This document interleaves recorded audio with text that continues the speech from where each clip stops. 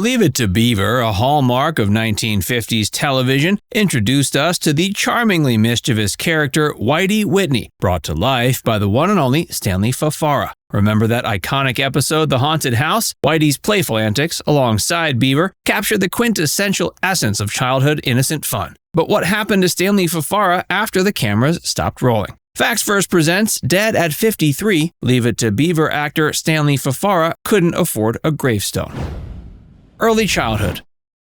Stanley Fafara was born in 1949 in San Francisco to parents without any entertainment industry connections. Nevertheless, his mother was determined to turn her sons into stars. When Stanley's elder brother Lucas, Tiger Fafara, showed a flair for performance, she pushed him into the world of acting, first at age 7. He started landing small roles in commercials and TV westerns. Riding on her son's initial success, Stanley's mother brought the brothers to a large open casting call for a new suburban family sitcom called Leave It to Beaver in 1957. While Tiger took the lead to audition for one of Beaver's friends, casting directors were unexpectedly drawn to 8-year-old Stanley's natural charm and stage presence. Though quiet and letting his older brother take charge until then, the young boy clearly had talent that shined brighter on that day. He landed the recurring role of Hubert Whitey Whitney, one of Beaver's mischievous best friends. Tiger was also signed on to play another schoolmate, the nerdy Tooey Brown. And so began parallel acting journeys for the Fafara brothers.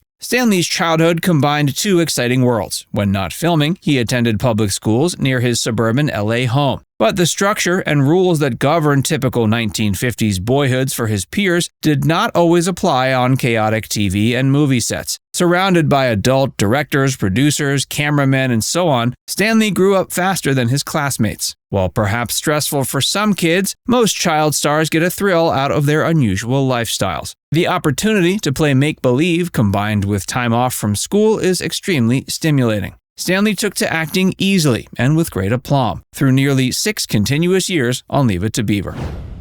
Whitey in Leave It to Beaver.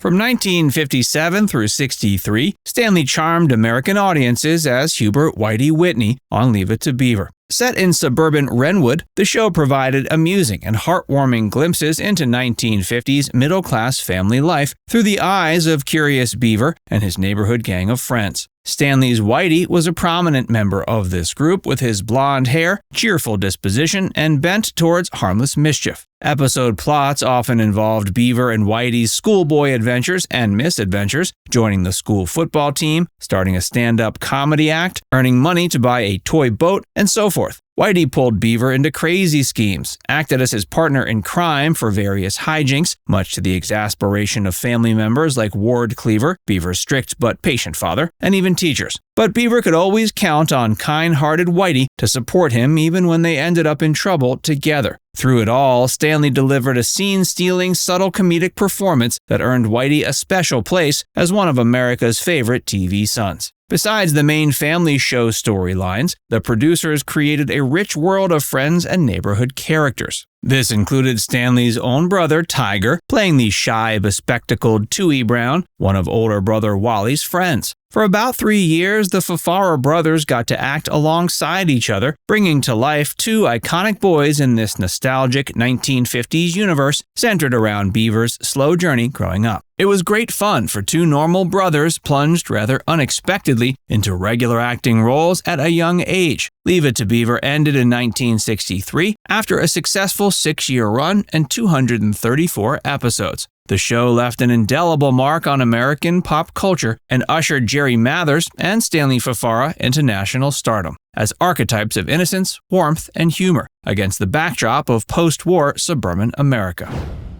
Post-Leave It to Beaver struggles.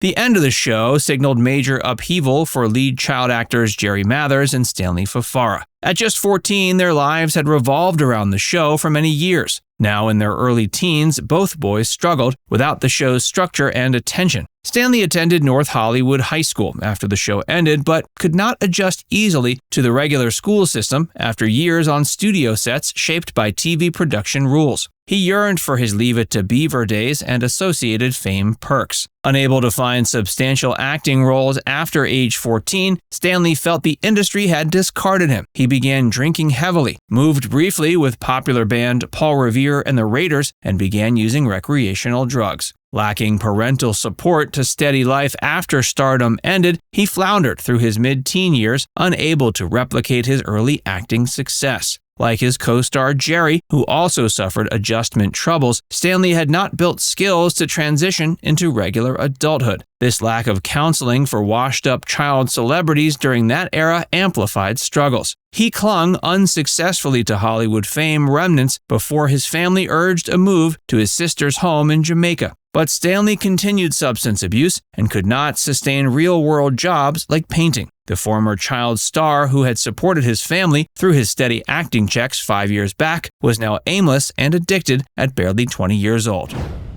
Later life and downward spiral.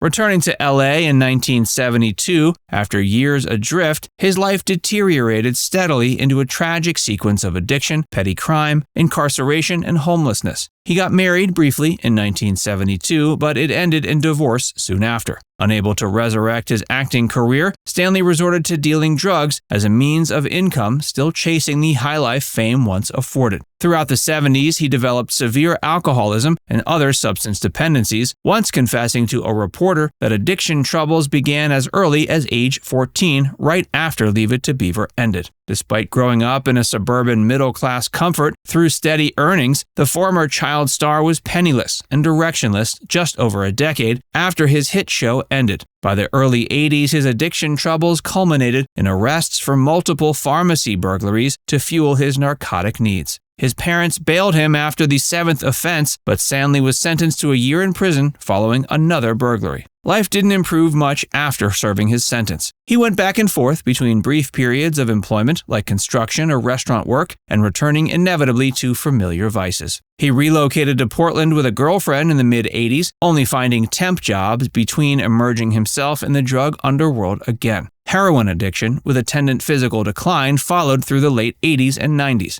Almost 4 decades removed from Leave It to Beaver, he was now an obscure fallen star. The tragic end in Gravestone there never was.